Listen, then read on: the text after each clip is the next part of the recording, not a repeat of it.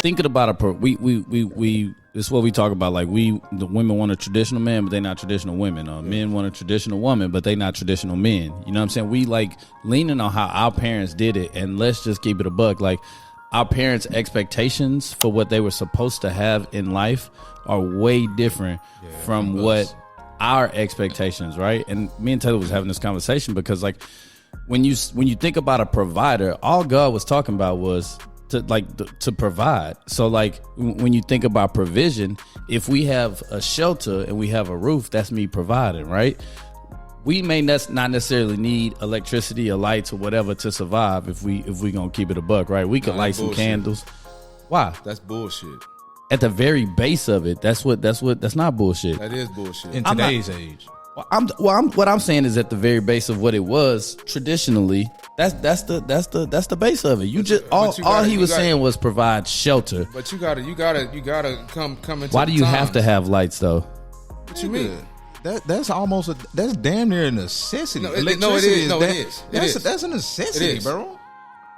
Like, think about it. You can't apply what they were talking about 5,000 years ago to now. Not 5,000 years ago. I'm talking about just in our parents' a day and age. They had lights.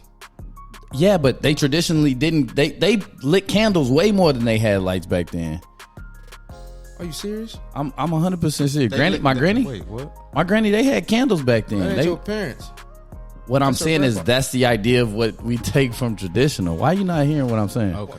The idea of what like the traditional standards that we take from are from that era and how men and women. I think what Ray is saying is the basics of provision was shelter. And it used to be considered food and shelter. And that's all that the man had to provide.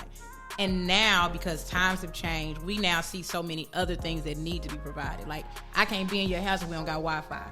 If I can't watch cable or a Fire Stick or something, you're going to have something there. There we go. Right. So in that sense, so I mean, it has changed. But my granddad, they had 12 kids. Mm-hmm. So with that, they had a 3-bedroom house, and my granddad provided. My grandmother didn't have to do anything. But now, my mom couldn't take that same mentality in this day and age and raise her 2 daughters the same way. So she did need more to kind of provide to the house, to give to the household. So I think that's what he's saying. We went from the basics to now we've grown out and branched out, but it was still just the basics of, am I giving you food and shelter, the basic needs for human survival. If he was providing that was a good man according to everybody else. And that's the idea of what we try to put this pressure on men. And let's keep it a buck, man. If you're not making an extensive amount of money, you're not paying for the bills. You're not paying for all the bills and doing things like what Tony talking about, paying all the big bills, both car notes and all. The average nigga not making that kind of money, man.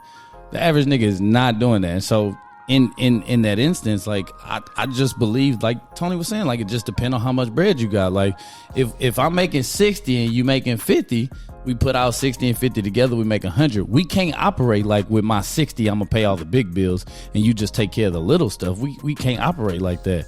We have to operate like, let's put both of our monies together, and then from both of our monies, allocate finances, right? Maybe the husband get a little, the wife get a little, the little get to the kids, some go to the bills.